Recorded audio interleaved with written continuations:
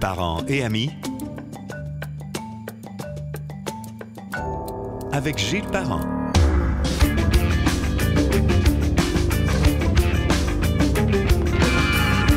Bienvenue sur Parents et amis que l'on peut écouter sur gillesparent.com, sur Spotify, Google Podcasts, Balado de Apple et le canal YouTube sous Parents et amis. Et n'oubliez pas de télécharger l'application Parents et amis que vous retrouvez sans frais sur Apple Store.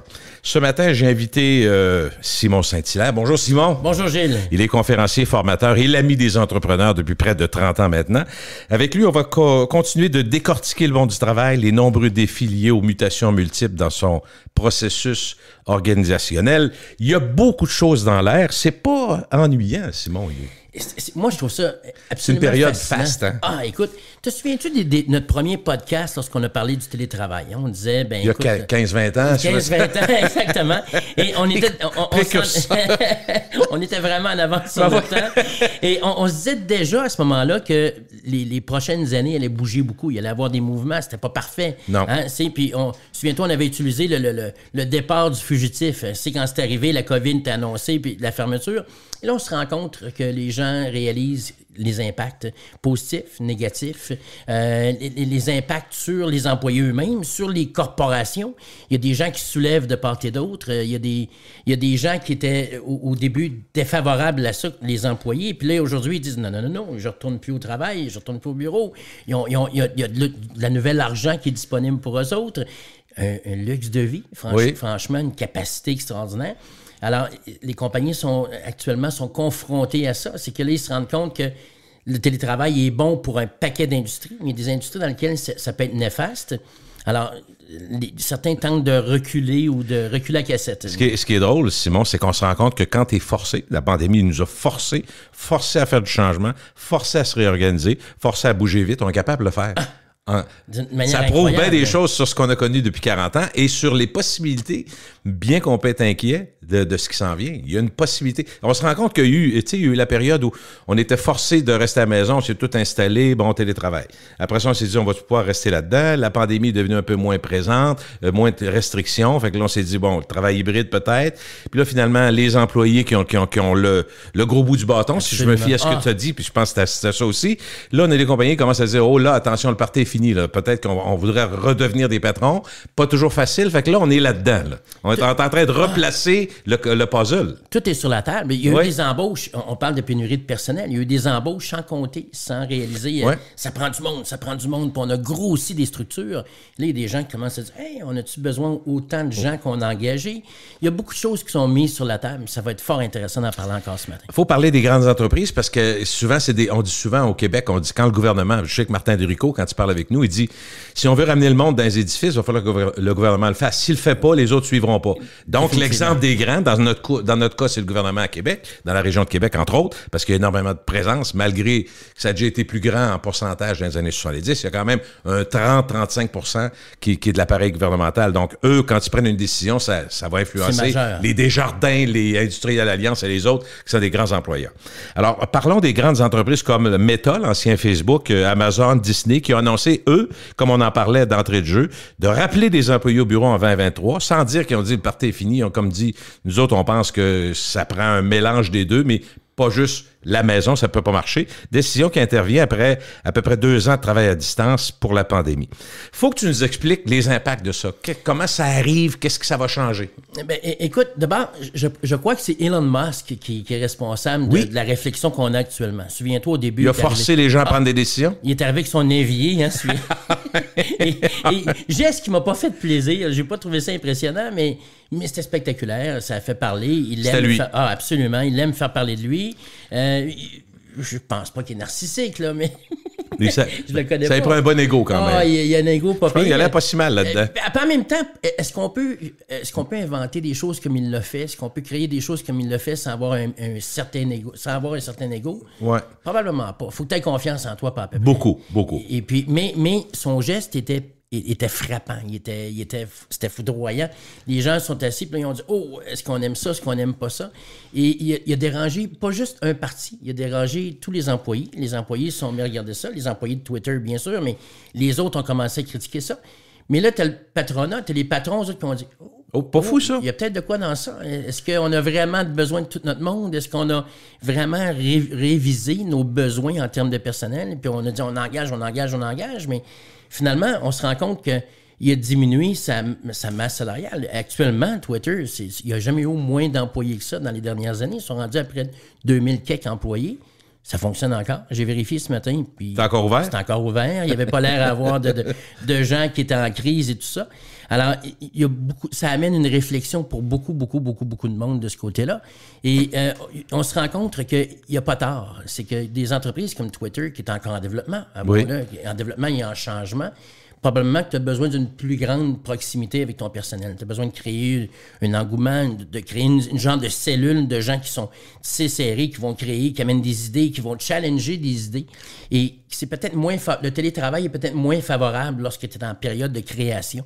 Le télétravail fait bien pour le day-to-day. Les suivis, dans le fond. Le suivi, le travail qui est fait. On a une quantité de travail à accomplir et tout ça.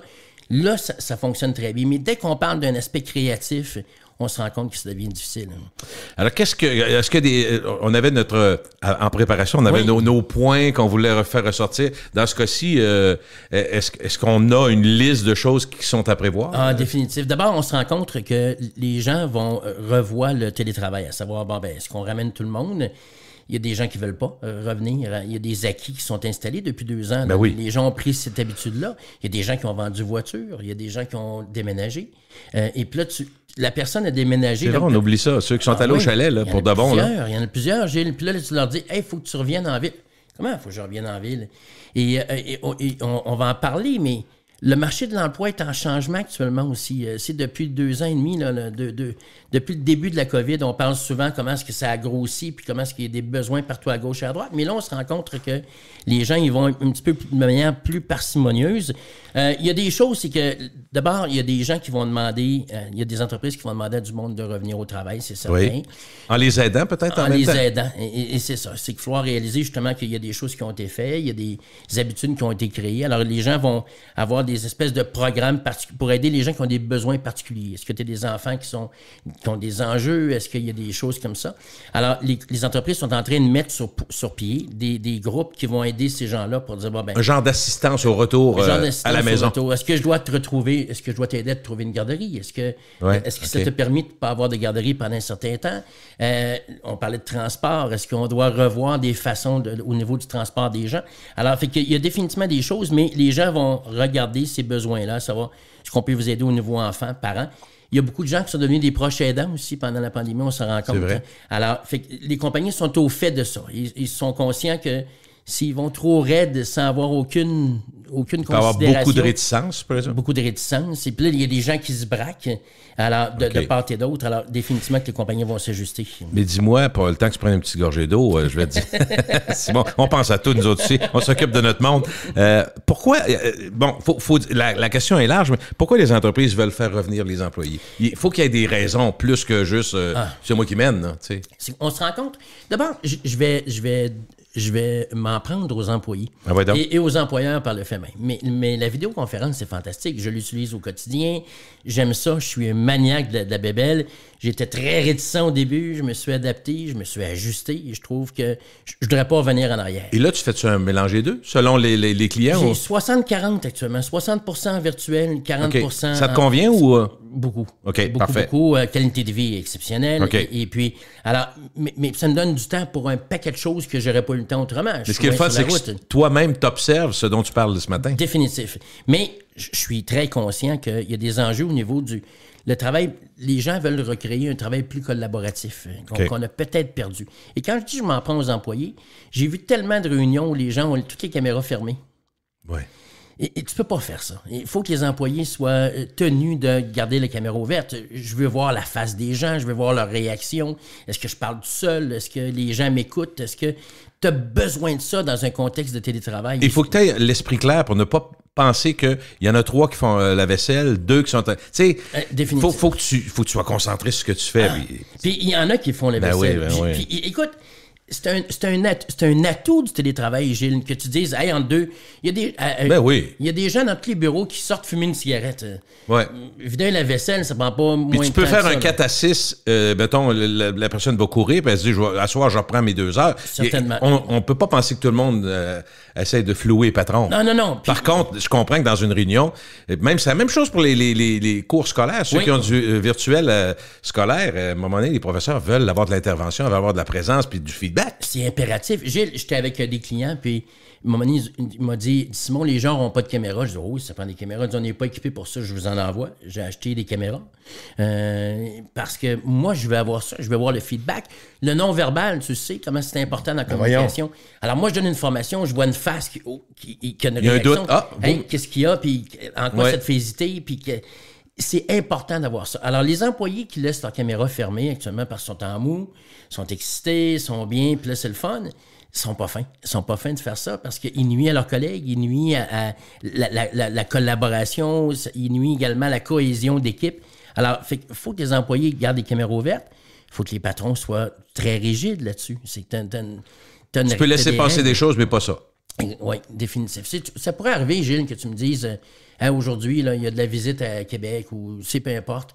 Il peut y avoir des excuses, mais au day-to-day, il faut que les gens, leurs caméras soient ouvertes dans les réunions. Est-ce que tu es en train de dire, Simon, que les patrons vont recommencer à parler de performance? Oui. Vont recommencer à exiger un peu plus de leurs employés? Et tu n'as pas le choix. C'est que là, le terme, c'est la bienveillance. Hein? Tout le monde, il faut qu'on soit bienveillant, on excuse, on Mais ça ne peut pas durer la vie. Là. Ben non. Bienveillant, comme c'est une très belle variable, c'est une belle qualité. C'est pas ça que je suis pas en train de dire qu'il faut être malveillant. Non, mais il va falloir être... On a des compagnies, on a des organisations à faire rouler, ça prend des chiffres. Il y en a qui sont à la bourse, il y a des attentes qui sont là. Alors, il faut que je sois productif. Autant pour mes collègues aussi. On parle de bienveillance, mais la bienveillance ne peut pas être juste d'un bord. C'est que moi, comme employé, je veux que ma compagnie soit bienveillante à mon endroit, mais en quoi je suis bienveillant, moi, pour mes collègues qui attendent après moi? Tu veux que ça aille bien, la compagnie? J'ai une partie de ça, moi. Ben, je comprends. Alors, fait que là, les gens veulent, bien sûr, ils veulent rendre le travail plus collaboratif, ils veulent que les gens soient plus productifs et ils se rendent compte qu'il y a une réduction au niveau de la culture d'entreprise, de la culture organisationnelle. C'est on veut créer l'appartenance des gens. Oui. Et là, les gens sont à distance. Pas de caméra, pas de ci, pas de ça. C'est difficile de se faire des chums, de se faire des amis, de se faire des collègues vraiment avec lesquels tu as développé une empathie, une collaboration, tout ça naturel. Alors que là, tu apparais dans la liste, j'ai une demande, on va faire une réunion. Puis comme je dis, pas de caméra ouverte. C'est pas la bonne chose. C'est moins naturel, là, c'est moins naturel. Et on se rend compte que la productivité dans certains domaines a certainement diminué. Et là, les employeurs veulent corriger ça. Ils veulent, donc, ils vont mettre des avantages ou est-ce qu'ils vont aider les employés à revenir? Mais en même temps, c'est parce qu'à la base, ils veulent qu'ils reviennent. C'est pas une question de ça vous tente-tu de revenir? On a comme passé une étape suivante. Moi, je comprends là-dedans, c'est vous allez revenir en partie. Voici ce qu'on peut faire pour vous aider. C'est exactement ça. Ils vont mettre des ressources et les gens vont se doter d'un plan. Si je reviens à ce qu'on a dit il y a quelques instants en disant que c'était le départ du fugitif. Il n'y a pas eu de plan. Comme tu l'as bien exprimé, là, on n'a pas eu le choix. On s'est organisé, puis c'est parfait. Puis c'est cute pendant un bout de temps. Mais là, il faut vraiment repenser. Qu'est-ce qu'on a fait? C'est quoi les gains? Qu'est-ce qu'on a gagné de ça? Qu'est-ce qu'on a perdu par le télétravail, par l'éloignement des gens? Comme je le mentionnais, on se rend compte que la collaboration d'équipe... Alors, les gens vont avoir des ressources pour aider la transition, pour ramener des gens au bureau. Puis il faut que les gens aient du plaisir au bureau aussi. Alors, ces ressources-là vont devoir également orchestrer des changements sur place.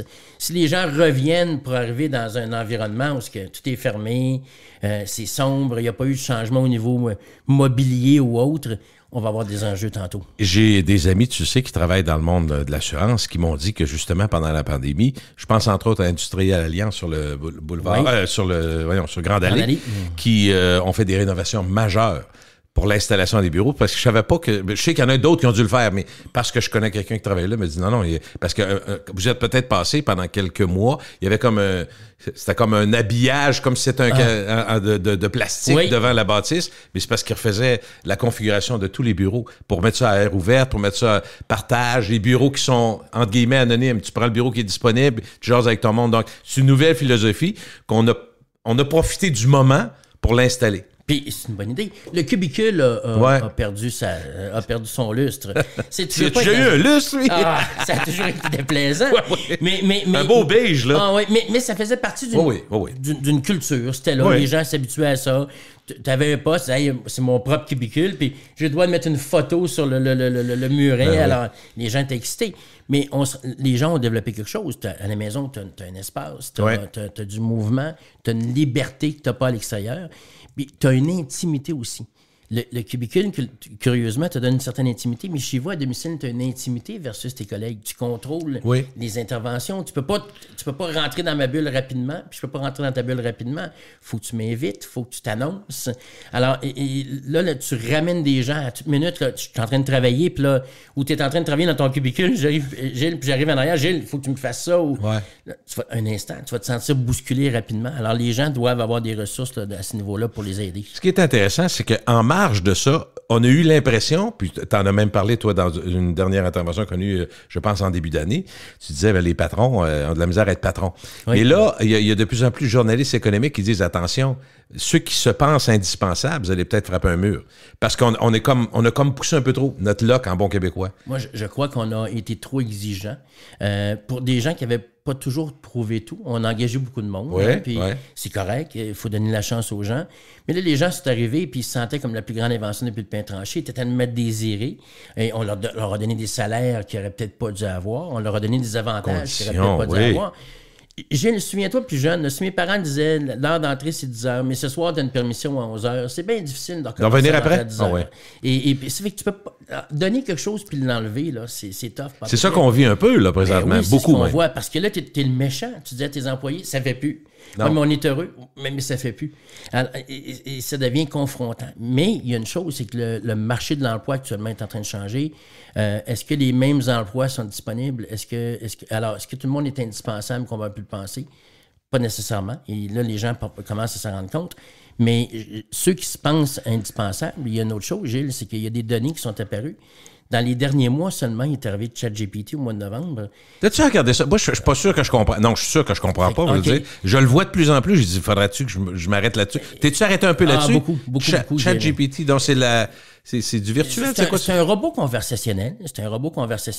Google, c'est une bibliothèque. C'est une immense bibliothèque. On dit bibliothèque, tous les livres à terre, Google les ramène. Tu fais une recherche. C'est vraiment ça. Mais ChatGPT, lui, tu lui dis quoi te chercher, puis tu le crées. Alors, fait que là, tu dis, admettons, décris-moi les outils pour effectuer un podcast. Okay. Il va te sortir ce qui s'apprend. Il va te sortir la liste au complet en quelques secondes.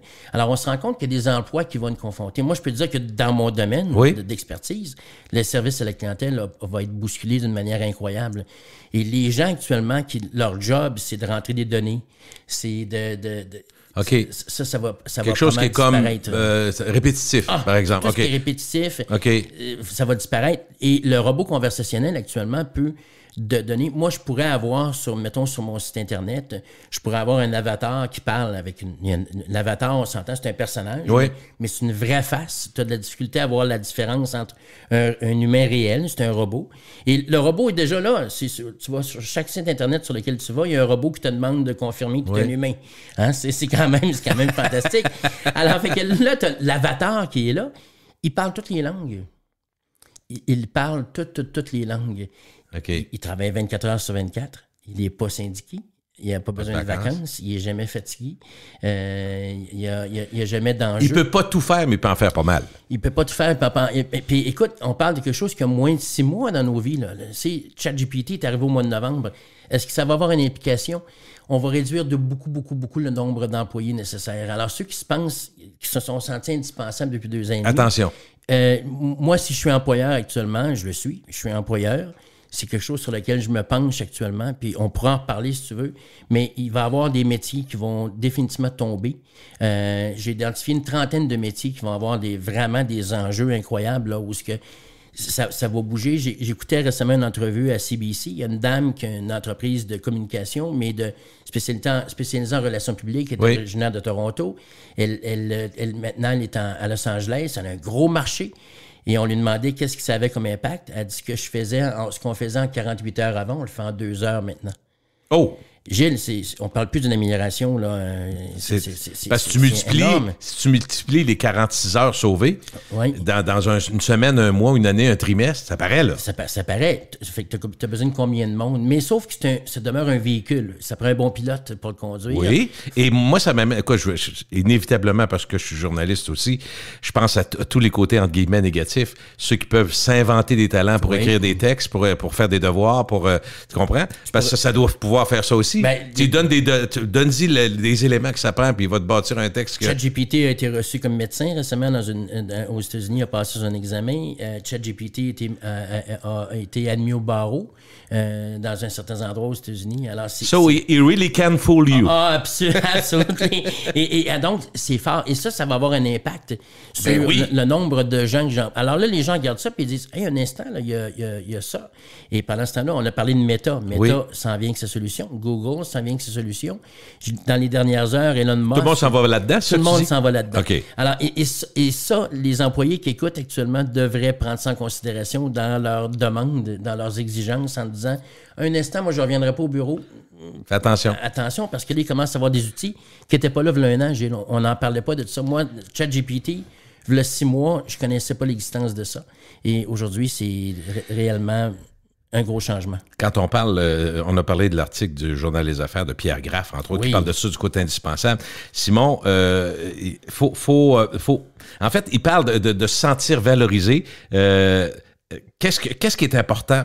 Pourquoi c'est si important de se sentir valorisé? Pour la suite des choses? Pour la sécurité de sa job? Pour beaucoup de choses. Dans la vie, il y a 2 catégories. Tu veux être important ou utile. Et important, c'est une chose. C'est le fun d'être important. Ouais. On m'a nommé un nouveau poste. Je suis en charge de telle chose. Vice-président. Être des compagnies avec lesquelles il y a des vice-présidents. Peux-tu te sentir valorisé? Oui. Oh oui, c'est valorisant. C'est un titre, quelque chose comme ça. Et ça, c'est valorisant. Mais dans le fond, les gens veulent quoi au bout de la ligne? C'est être utile, avoir l'impression qu'ils collaborent à quelque chose. Et on se rend compte que dans son entrevue, dans son article, Pierre Graff, fort intéressant, parce que il se rend compte que les gens veulent contribuer à l'effort collectif. Ils veulent vraiment avoir l'impression de faire une différence. Tu veux pas être juste... Tu veux savoir que ce que tu fais, là, ça te donne quelque chose. C'est important. Pourquoi il y a des soignants? Parce que les soignants, ils s'occupent des gens. Il y a une valorisation dans ça qui est très forte. L'enseignant à l'école, d'amener les jeunes vers le bon chemin, tout ça, les motiver à étudier, c'est valorisant. Alors, les employés veulent vraiment contribuer à l'effort collectif. Il faut leur donner les moyens d'atteindre des objectifs en groupe, puis il faut se donner des objectifs précis. Tu as parlé tantôt, tu as mentionné Twitter, Elon Musk disait que, bon, ils ont vraiment fait des mouvements rapides. Ils ont été des premiers, puis ils ont été suivis assez rapidement. Même Meta, tu vois, ça a été 10 000 puis un autre 10 000, ils sont rendus à 20 000 employés. Tu sais, probablement qu'il y a une confrontation entre l'efficacité, mais aussi la tenue en bourse. C'est-à-dire que si tu fais un peu moins d'argent, puis souvent, tu sais, qu'on le dit, une entreprise qui fait moins d'argent, soit qu'elle met plus d'efforts, ou encore qu'elle coupe dans dépenses. Là, ça semble être... Là, actuellement, on est là. C'est que d'abord, on coupe dans dépenses, mais on se rend compte qu'on est capable de fonctionner. Et je reviens à ChatGPT. Oui. On parlait de 48 heures à 2 heures.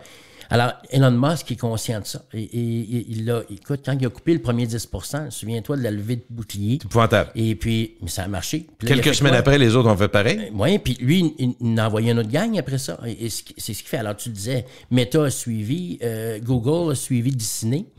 Disney récemment a suivi. Dans le domaine financier également, des gros joueurs là, qu'on n'aurait pas pensé. Et c'est étonnant parce qu'ici, on parle toujours d'embauche, on parle toujours, on va ajouter, on manque de monde. On manque de monde. Et beaucoup de monde, là, tu perds de l'agilité aussi. Et c'est ce que Pierre Graff fait ressortir également dans son article, c'est que la quantité d'employés fait qu'à un moment donné, il y a des départements, on se crée des groupes, il y a des cellules qui s'installent.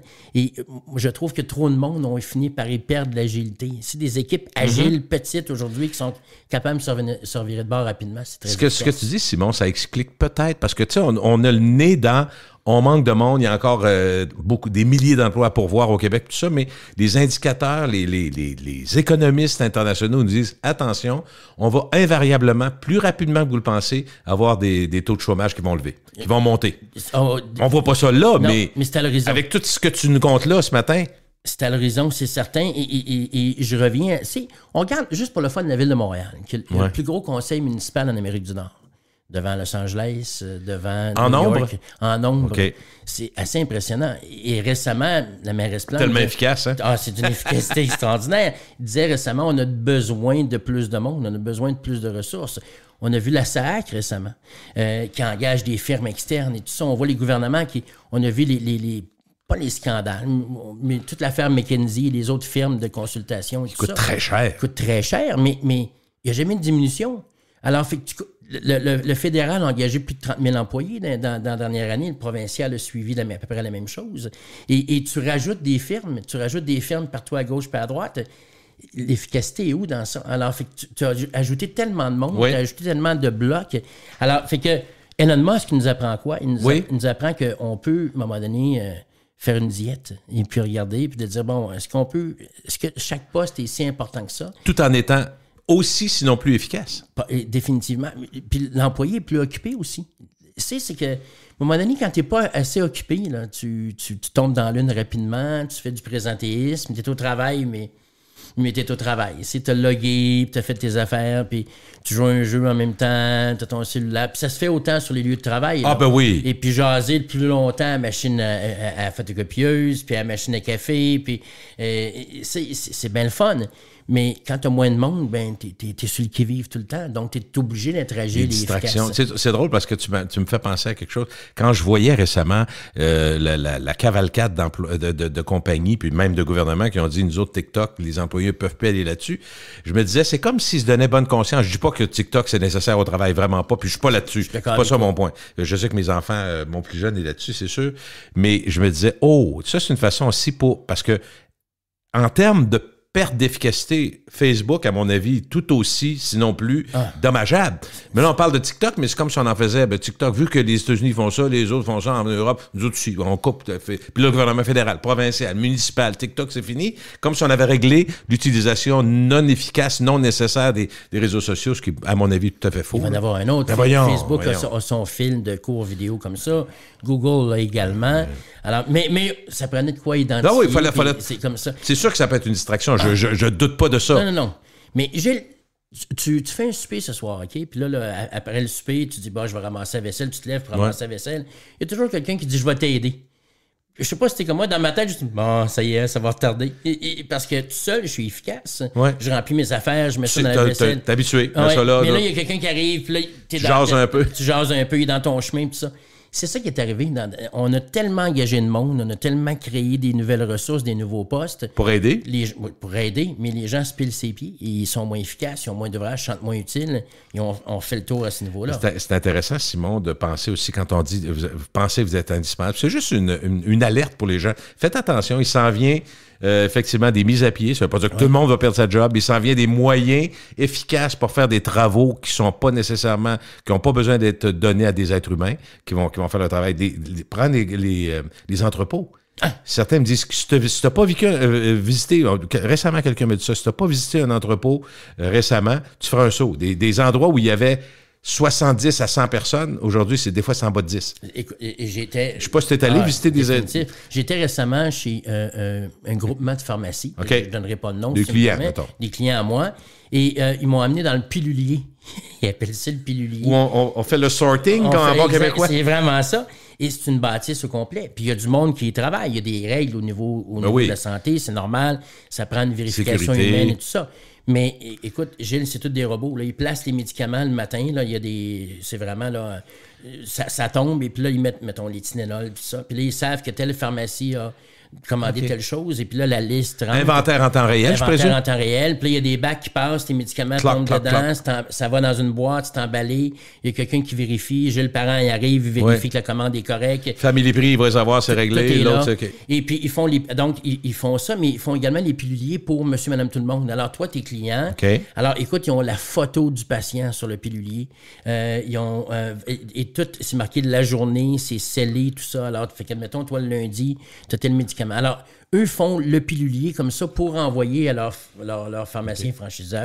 Est-ce que ça va bien, ce qu'ils font? C'est extraordinaire. Ils pourraient écrire à M. Kerr, ça pourrait l'aider. Parce que ça a été difficile dans les dossiers informatiques chez nous. Comme quoi, ça peut marcher ailleurs, c'est ça? Ça peut marcher ailleurs. Et puis, ils ont effectivement diminué le nombre de gens. C'est sûr. Alors, il y a eu, dans les 2 dernières années et demie, avec la pénurie de personnel, ce que les employés doivent se rendre compte, c'est que les employeurs ont fait quoi? C'est des entrepreneurs, c'est des entrepreneurs. Donc, ils ont dit, on a un problème de personnel. On va devoir trouver des solutions à ça. Et la robotisation, l'informatisation, et aujourd'hui, l'intelligence artificielle vient à la rescousse vraiment de ces gens-là. La question reste... Plusieurs se posent la question, pourquoi les propriétaires d'entreprises se plient en 4 des fois pour retenir les employés? C'est parce qu'il y a encore un écart, j'imagine? Il y a encore un écart. Puis il y a une tendance aussi. Je l'ai dit. Beaucoup de monde l'a dit. On a dit qu'il y a un manque de personnel, il faut être fin, il faut changer ses habitudes et tout ça. Mais il y a des gens qui sont tombés dans l'autre côté. Ils sont trop fins, trop permissifs. Ils ont créé ça. Et puis ils ont écouté tout le monde. Alors, moi, je viens de voir, Gilles, on aurait besoin de 2 personnes de plus. Écoute, si tu le dis. Gilles, on est stressé, on aurait besoin de 3 personnes de plus. Ben écoute, Simon, si tu le dis, engage. Alors, ça a fini par créer ça. Et là, on se rend compte que l'offre et la demande commencent à peut être la même. Il y en a moins d'offres actuellement. Et si, il y a 6 mois, la perception, c'est je perds ma job, j'en ai une le lendemain matin. Comme tu veux, ouais. C'est pas le cas. C'est moins vrai? Le taux de chômage, effectivement, est en train de s'en aller vers une tendance à la montée. Et les gens sont plus prêts à te donner n'importe quoi que tu veux. À un moment donné, des fois, les gens me parlaient d'un employé, ils me disaient, j'ai de la misère avec un tel employé. Je dis, pourquoi l'avez-vous engagé? Il était disponible. Alors, mon Dieu. C'est un argument qui est assez mince. Parfait, il est disponible, mais il peut peut-être avoir les compétences? C'est ça. Mais là, on recommence à faire des vérifications. On recommence à aller dans... Les gens, les employeurs disent, bon, un instant, là, oui, mais il m'a été recommandé, je comprends, mais... Elle devait aller voir son Facebook, elle devait aller voir est-ce qu'il y a un dossier, est-ce qu'il a perdu ses licences, est-ce qu'il y a des choses comme ça. Alors, il y a vraiment, les employeurs sont plus vigilants par rapport à ceux qu'ils engagent. Peut-être parce que les employeurs prennent des risques aussi. C'est beau monter les salaires, c'est beau augmenter les conditions, c'est toujours sur les épaules de l'employeur. Moi, j'ai rien contre ça, sauf qu'il y a des employés qui se disent, regarde, de toute façon, qui avaient le gros bout du bâton, qui disaient, ça fait pas, ça fera ailleurs. C'est sûr que ça peut pas durer. Non, mais la bienveillance peut pas être juste d'un bord. La bienveillance doit être l'employé versus mon patron. Moi, mais mon patron, il y a ces enjeux-là. Et on a vu Sébastien Vachon récemment de Corem, j'en parle. Une sortie, il faut que tu parles de ça. Une sortie hautement spectaculaire, dans le style de Sébastien, qui est capable. Tu connais bien? Je connais bien. On n'est pas des grands amis, mais on est des connaissances. Okay. Sébastien, c'est un gars brillant, c'est un vrai entrepreneur. Il a bâti ça.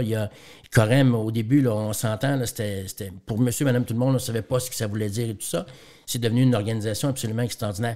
Sébastien a beaucoup investi pendant la pandémie pour ramener, il a investi près d'1 million là, pour avoir des lieux de travail intéressants et tout ça. Puis à un moment donné, il a dit, écoutez, ça peut pas toujours venir juste d'un bar. Moi, j'ai besoin de vous autres. Je mets mon argent, je mets mon âme là-dessus, et j'ai besoin de plus d'engagement de la part du personnel. Puis j'ai besoin qu'à un moment donné, vous pensiez que ça dépend. Il y a des jobs qui dépendent de nous autres, il y a des gens qui dépendent de nous autres, et on devra trouver le moyen de travailler ensemble, mais il faut revenir au bureau parce que dans leur style d'organisation, c'est toujours en changement, c'est avec l'évolution et tout ça.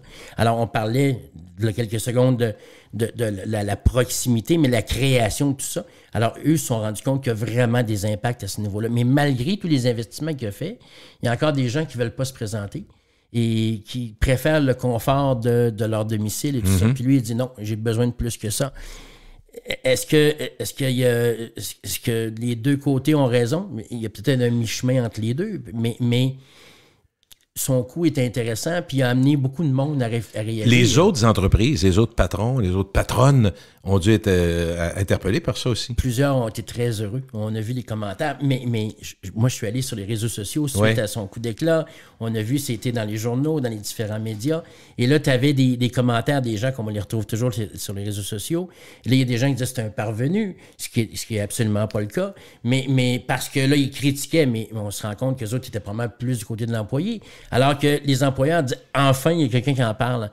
Enfin, quelqu'un dit les vraies choses. Enfin, quelqu'un n'a pas peur de dire ce qu'il en est. Et il s'adressait beaucoup aux jeunes aussi. Et moi, j'aime les jeunes, puis je fais toujours attention dans mes commentaires. Mais à un moment donné, il y a des étapes dans la vie. Tu ne peux pas commencer et avoir tout au début. Puis là, les jeunes ont eu tellement tout au début que tu leur donnes quoi par la suite?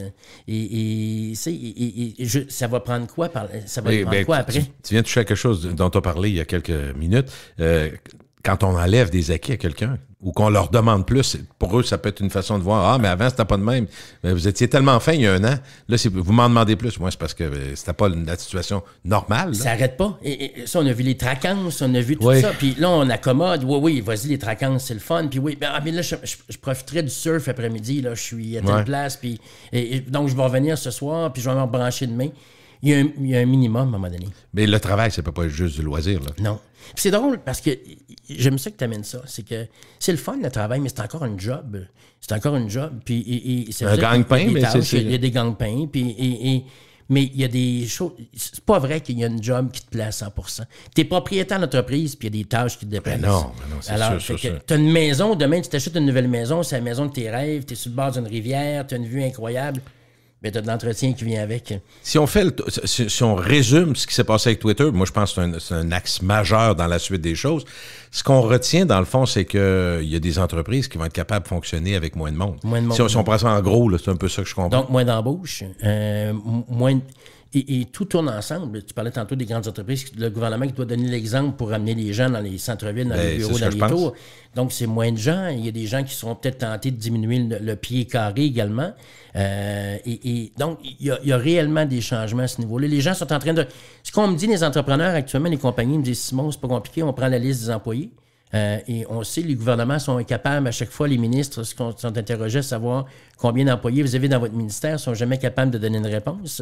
Mais les entreprises, eux autres, ils regardent ça et ils disent, bon, ben on a 50 livreurs, est-ce qu'on a besoin de 50 livreurs? On a 40 personnes au niveau de la manutention, est-ce qu'on a besoin de 40 personnes? Est-ce qu'un robot pourrait faire? Est-ce qu'il y a des choses qui pourraient diminuer? On a tant de personnes au service de la clientèle. Un qui parle espagnol, on en a un qui parle italien, on en a un qui parle...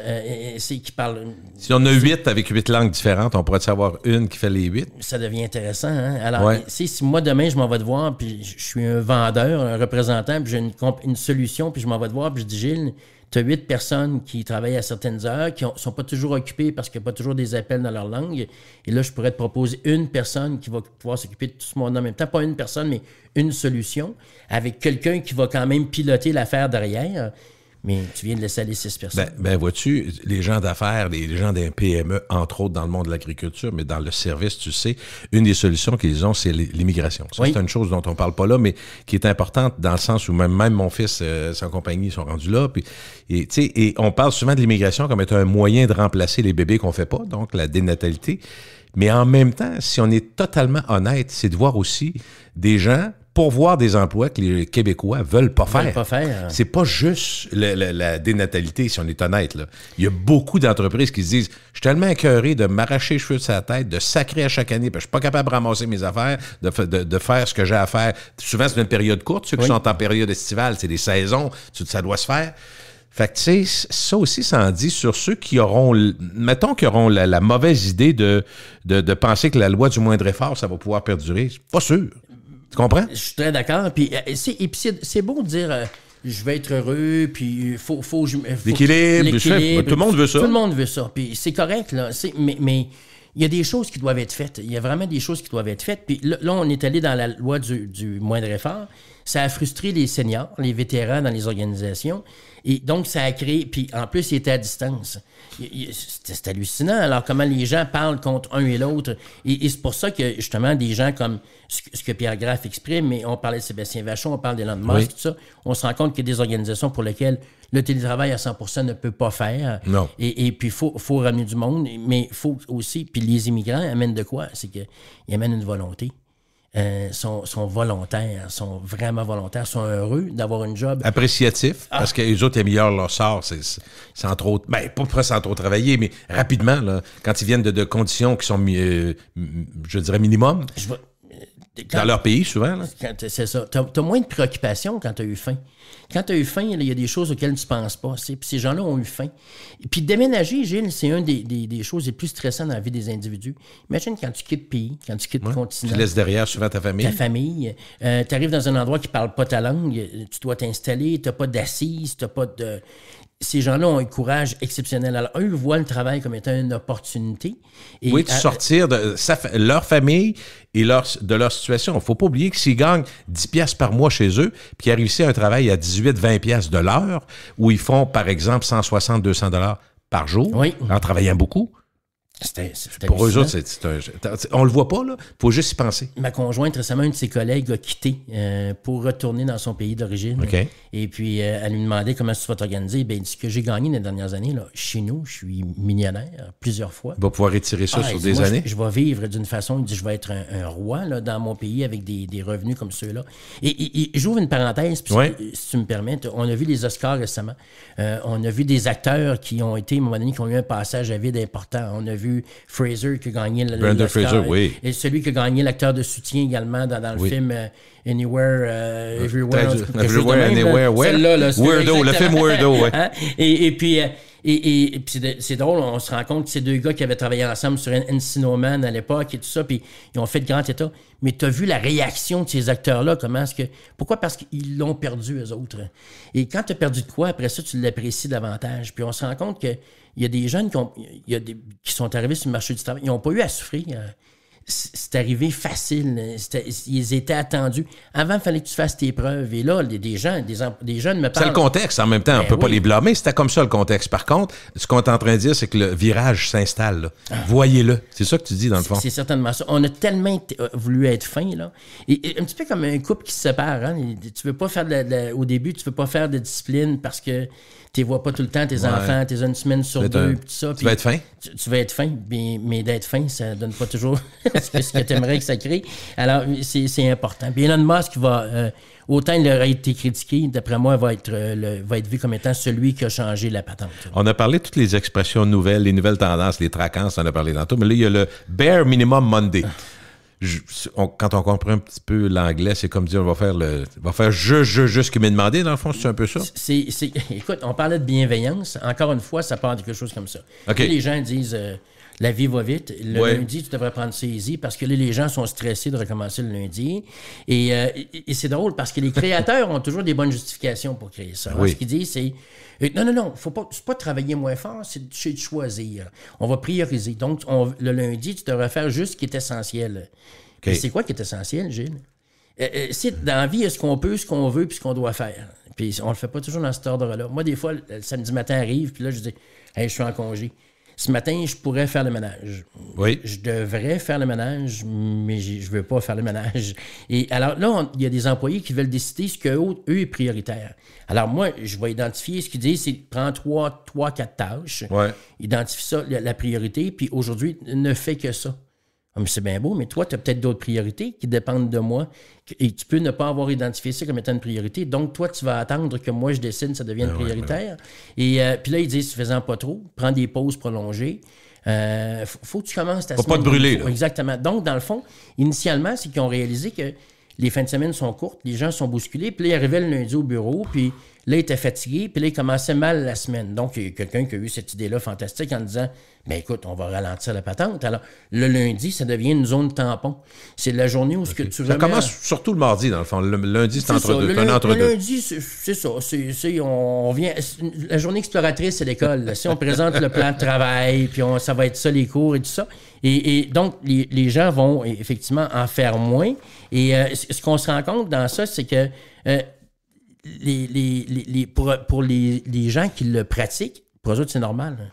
On devrait avoir cette zone tampon-là. On est rendu là. Oui. C'est comme les gens qui disent « J'aurais besoin de vacances pour me reposer des vacances avant de recommencer à travailler. » Tu as déjà entendu cette expression-là? Bien là, c'est comme si les gens disaient « On va s'accréer cette journée-là. » Et les patrons, eux autres, doivent un petit peu... Est-ce que c'est bien généralisé, ça, le Bare Minimum Monday? Il n'y a pas beaucoup de cinquantenaires qui ont amené ça. Là. On s'entend, non, là, ça vient, tu parlais de TikTok, ça vient... D'une génération, des jeunes générations. Alors, les employeurs viennent fous. Les employeurs s'en rendent compte. Et puis, ça n'a pas de bon sens. Te souviens-tu de l'époque où tu achetais un véhicule, puis là, ils disaient « Achète pas une voiture qui est fabriquée le lundi parce que le monde, ils reviennent de la fin de semaine, puis ils sont pas dedans. » Les boats sont pas toutes vissées. C'est ça. Puis le vendredi, achète-en pas une parce que...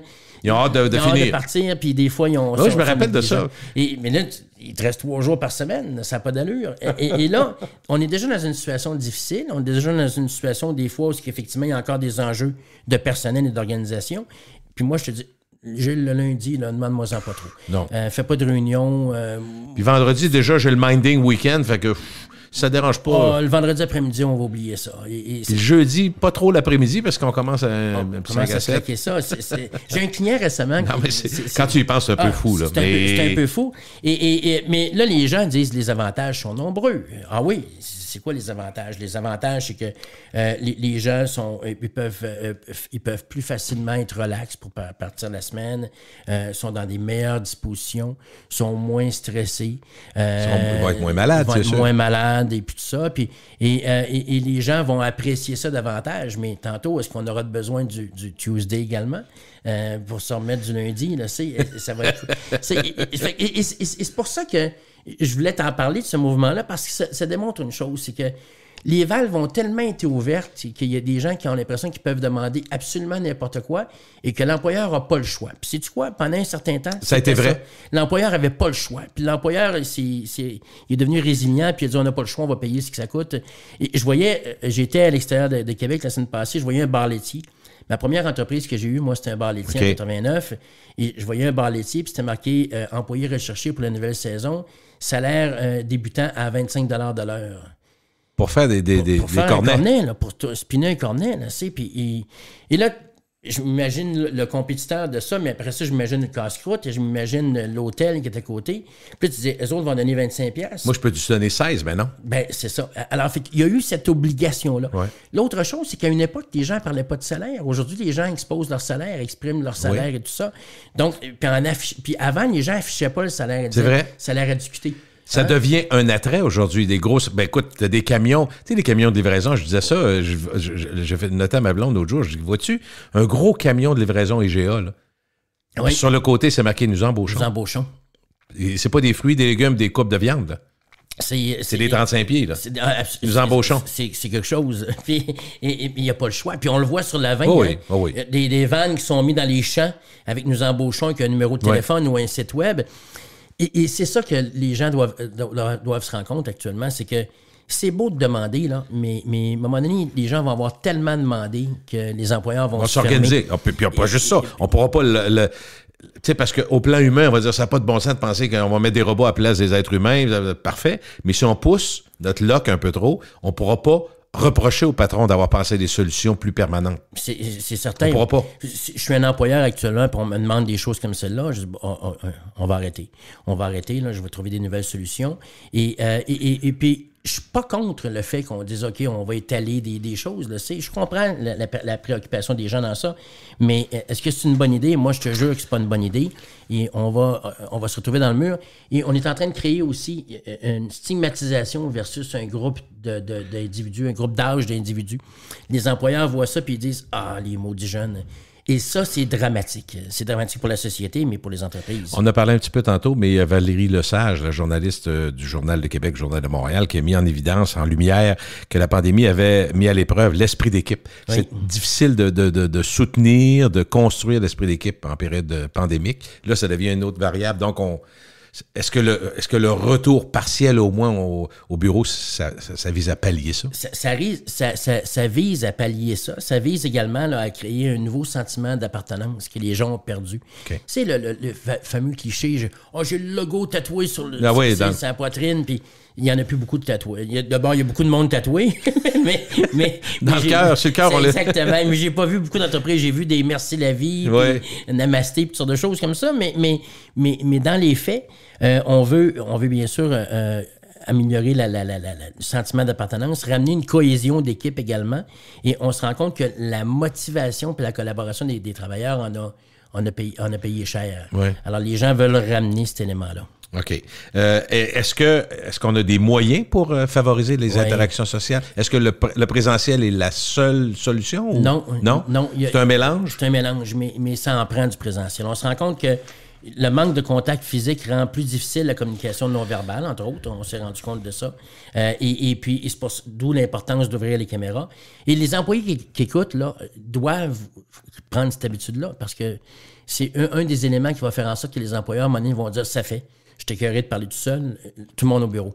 T'as raison, c'est peut-être courir à sa perte de... Définitivement. Tu peux pas trop demander tout le temps à un moment donné. Comme parents, on disait aux enfants, arrête de demander. C'est assez. Et là, le patron se sent comme le parent qui dit, arrêtez de demander. J'en ai donné beaucoup, j'ai compris, j'ai été tolérant, j'ai été bienveillant, comme on dit, mais là, non. C'est un petit peu ce que Sébastien Vachon disait. Ouais. Vous m'avez demandé, j'ai donné. Mais là, donnez-moi. J'ai besoin d'avoir un retour. Et puis c'est important. Et Valérie Lesage fait bien ressortir ça.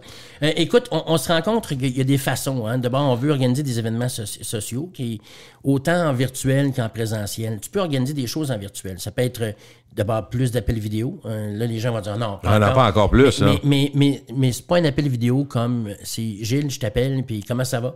Comment se passe ta semaine? Comment ça va? Ton fils avait des enjeux de santé la semaine passée. Comment ça se passe? S'intéresser aux gens, comme on le ferait.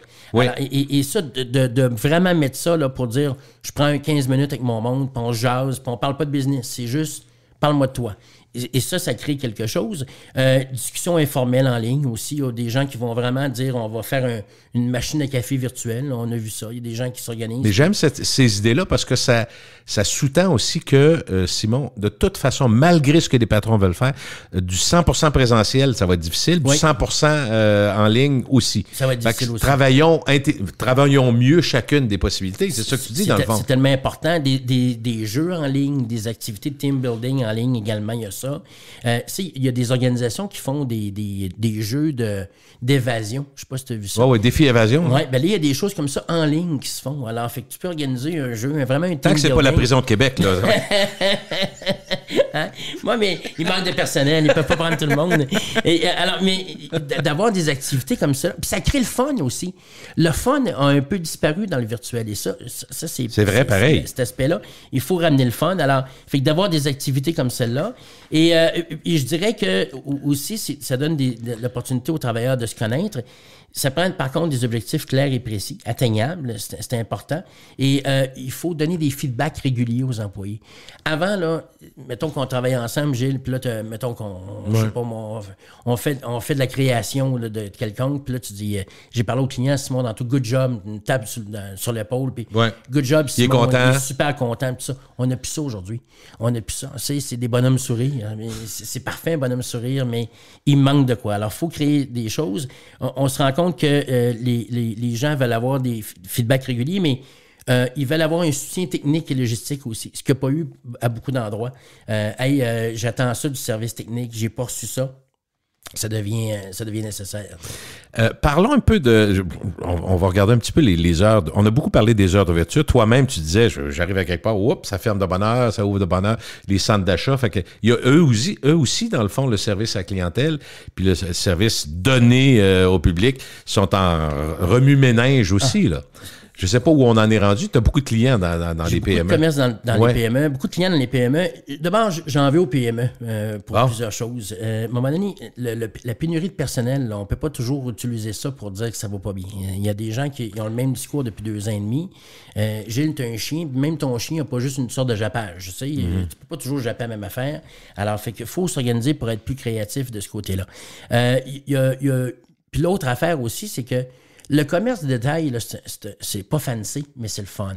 Je voyais des articles, des gens qui disaient on est rendu qu'on mange dans ce qu'on appelait le backstore. Le backstore, exactement. Puis j'ai travaillé dans le détail. Mes premières armes dans la vente ont été dans le détail. Puis en service à clientèle, c'était le fun de manger dans le backstore. C'était cool. C'était trippant. Hey, je prends 15 minutes, je prends ça. J'ai vendu l'automobile, moi, Gilles. C'était 9 à 9 du lundi au vendredi. Il n'y avait pas, c'est 70 heures. Et puis, on mangeait souvent au travail. J'ai mangé de la cantine. Ça paraît d'ailleurs, mais j'en regarde des séquelles. Mais j'ai mangé de la cantine, là, 30 ans. C'était ça. Puis, on se plaignait pas. Mais justement, on a tellement adouci ça que là, les gens commençaient à dire ouais, mais là, j'ai besoin de prendre mon heure, puis j'ai besoin de prendre ci. Puis, et là, les gens commencent à dire ben on va réduire les heures de travail. Arrêtons d'être fancy. Arrêtons de croire aux gens. Là, les gens disent ouais, mais il y a un public qui sont d'accord avec ça qu'on ferme les commerces le dimanche. Oui, mais pendant ce temps-là, ils vont acheter sur Amazon et puis ils vont acheter sur les autres plateformes. Et c'est ça que les entreprises doivent réaliser actuellement, c'est de dire on va diminuer. Assumez vos décisions, mais il va y avoir des répercussions, c'est ça. Et les centres d'achat, je sais que c'est un enjeu actuellement qui essaie d'obliger, mais Gilles, si tu vas dans un commerce puis il y en a 1 sur 2 qui est fermé dans un centre d'achat, tu n'iras plus dans ce centre d'achat-là. Et ce qu'on disait tout à l'heure pour les gouvernements qui doivent donner l'exemple, écoute, quand tu vois des labés fermés à 7 heures dans le mail, il y a un enjeu. Puis là, tu as l'autre commerce à côté qui essaie de rester ouvert. Il s'est installé là parce qu'il était à côté du labé. Ça amenait du workaround, ça amenait des gens qui rentraient dans ton commerce.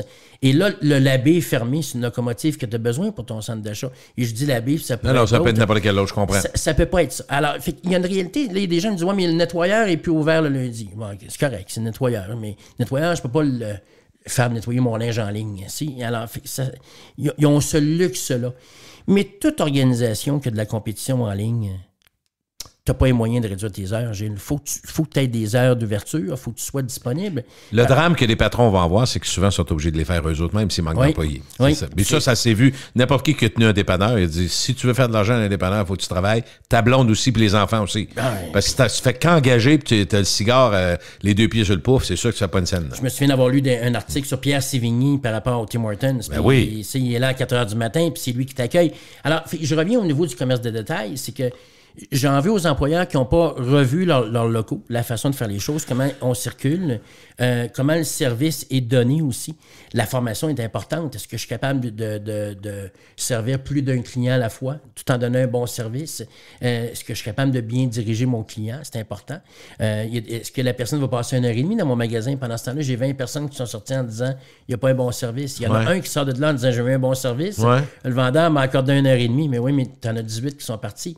Alors, est-ce qu'on forme bien les gens de ce côté-là? Sauf qu'il y a une réalité, c'est que, souviens-toi au début là, de la pandémie, les gens disaient on achète québécois. Mais le Costco faisait la file. Puis je suis pas en train de dire qu'il n'y a pas des produits québécois chez Costco, non. Mais les gens faisaient la file chez Costco.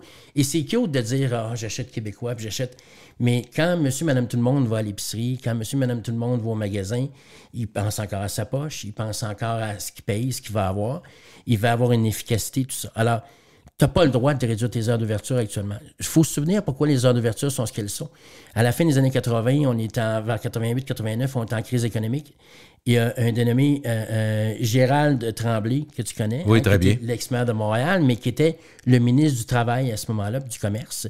Et les gens estimaient que si on agrandissait, si on ouvrait le dimanche, entre autres, si on ouvrait le dimanche, on pourrait créer une économie, on pourrait rebooster l'économie. C'est pour ça que les ouvertures de dimanche ont été faites. Alors, on veut amener une économie, on veut avoir une économie qui est grouillante, une économie qui est dynamique. C'est pas en réduisant les heures de travail, en réduisant les heures d'accès à ta clientèle que ça va faire ça. Ce qui est un peu plate, là, tu vas me dire, je vais dans le détail, c'est le cas de dire, on est dans le même thème, mais combien de fois on va les fins de semaine? Ça me frappe, peut-être même la semaine, mais écoute, c'est 2-3 affaires que je note dans les supermarchés.